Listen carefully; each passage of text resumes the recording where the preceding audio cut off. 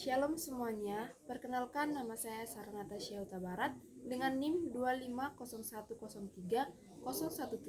Saya dari Prodi Pendidikan Kristen Anak Usia Dini, Fakultas Ilmu Pendidikan Kristen, Institut Agama Kristen Negeri Tarutung. Baik, di sini saya akan menjelaskan tentang urgensi keterampilan mengajar berbasis kearifan lokal daerah.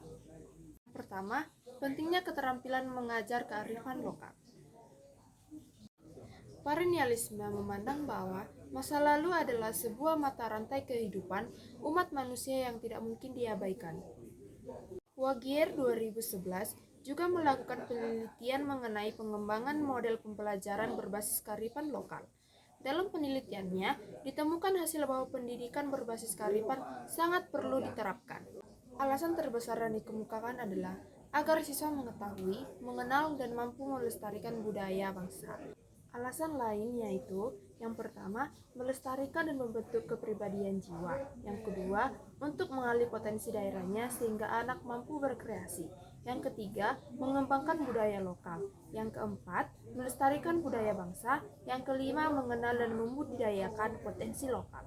Yang keenam, membekali generasi muda dengan kepribadian yang kuat. Yang ketujuh, nilai-nilai yang baik tidak akan luntur. Yang kedelapan, siswa perlu mengetahui atau menerapkan sopan santun dan perlu punya keterampilan. Yang kesembilan, kita harus mengetahui budaya sendiri agar tidak diklaim negara lain. 10.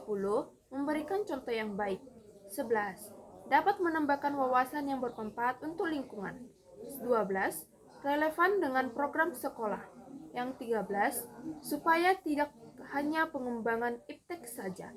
Yang ke-14. Pengembangan pengetahuan, keterampilan, dan bentuk kepribadian. Yang kedua adalah landasan pendidikan berbasis kearifan lokal.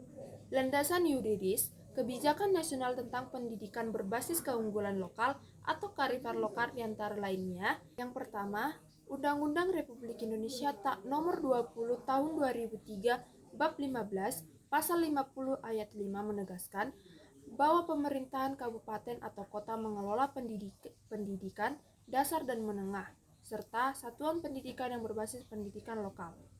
Yang kedua, Peraturan Pemerintah Nomor 17 Tahun 2010 Pasal 34 bahwa pendidikan berbasis keunggulan lokal adalah pendidikan yang diselenggarakan setelah memenuhi standar nasional pendidikan dan diperkaya dengan keunggulan kompetitif dan atau komparatif daerah.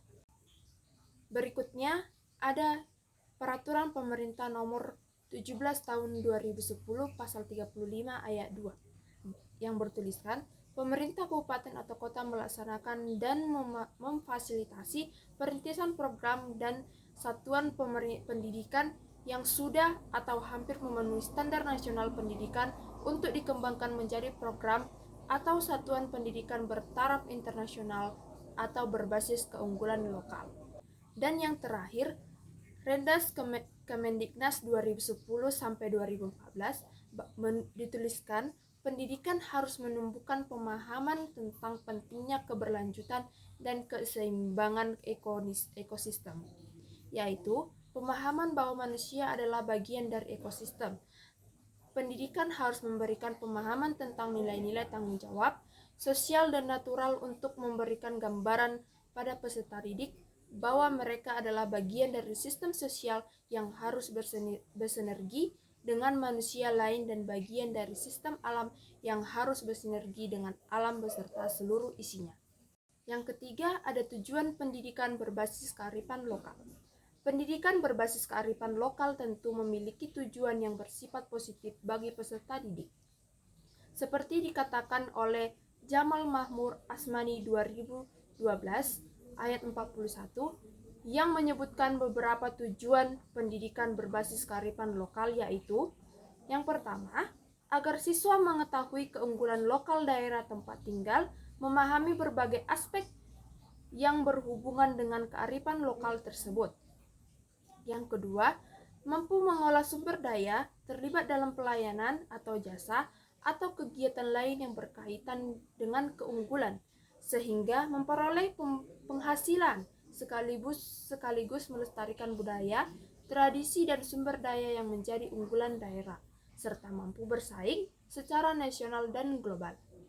Yang ketiga yaitu siswa diharapkan menciptakan tanah kelahirannya, percaya diri menghadapi masa depan, dan bercita-cita mengembangkan potensi lokal sehingga daerahnya bisa berkembang pesat seiring dengan tuntunan era globalisasi dan informasi. Yang keempat ada langkah implementasi kearifan lokal. Di dalam pendidikan sekolah berbasis kearifan lokal tidak serta muncul begitu saja, melainkan terdapat proses dan langkah-langkah sehingga suatu sekolah dapat dikatakan berbasis kearifan lokal.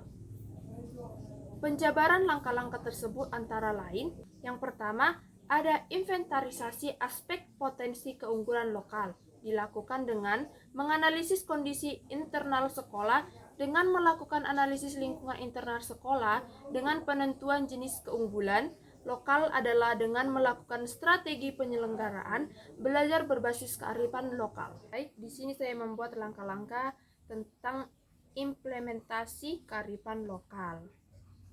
Baik, dan yang kelima yaitu pengembangan keterampilan mengajar berbasis kearifan lokal.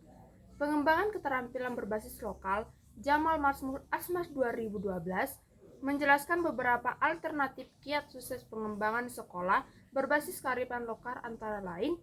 Yang pertama, membuat take-word sekolah berbasis kearifan lokal, membuat konsentrasi besar sehingga tidak bisa dianggap sepele dan sekedar sampingan. Oleh karena itu, kepala sekolah sangat perlu membuat teamwork yang khusus menangani sekolah berbasis kearifan lokal. Yang kedua, bekerja sama dengan aparat desa dan tokoh masyarakat untuk lebih memantapkan dan mengapresiatifkan program sekolah berbasis kearifan lokal. Sekolah harus mengikutsertakan aparat dan tokoh masyarakat dalam proses perencanaan, kajian, uji coba, dan mengambil keputusan. Yang ketiga ada studi banding. Lembaga pendidikan yang sudah sukses menerapkan sekolah berbasis kearifan lokal bisa mempercepat program perencanaan, pelaksanaan, dan penentuan target. Yang keempat, membuat pasar kearifan dan keunggulan lokal identik dengan peluang ekonomi yang dapat meningkatkan kesejahteraan masyarakat. Dibutuhkan manajemen profesional untuk mengurus hal ini. Yang kelima ada mempersiapkan siswa-siswi yang terampil untuk menjangkau masa depan yang kompetitif. Dibutuhkan sumber daya manusia yang berkualitas. Yang keenam, melibatkan masyarakat sekitar. Kesuksesan sekolah berbasis kearifan lokal harus dirasakan oleh masyarakat sekitar. Oleh sebab itu, program ini harus melibatkan partisipasi masyarakat sekitar dalam konteks perencanaan, kajian, perumusan dan penetapan pelaksanaan, evakuasi serta pengembangan secara intensif dan ekstensif sesuai dengan bidangnya masing-masing. Baik, adapun kesimpulan dari materi yang saya paparkan yaitu 8 keterampilan dasar mengajar di sekolah dasar merupakan kemampuan penting yang harus dimiliki guru agar proses pembelajaran berjalan efektif dan menarik. Keterampilan tersebut meliputi kemampuan bertanya, memberikan penguatan, mengadakan variasi pembelajaran, dan menjelaskan materi. Membuka dan menutup pembelajaran, membimbing diskusi kelompok kecil, mengelola kelas, serta mengajar kelompok kecil maupun perorangan. Dalam menguasai keterampilan tersebut, guru dapat meningkatkan partisipasi siswa, memudahkan pemahaman materi, menciptakan suasana belajar yang kondusif, serta membantu siswa berkembang sesuai dengan kemampuan dan kebutuhannya. Baik, sekian materi yang telah saya jelaskan. Semoga materi ini dapat bermanfaat bagi kita semuanya. Terima kasih, Shalom.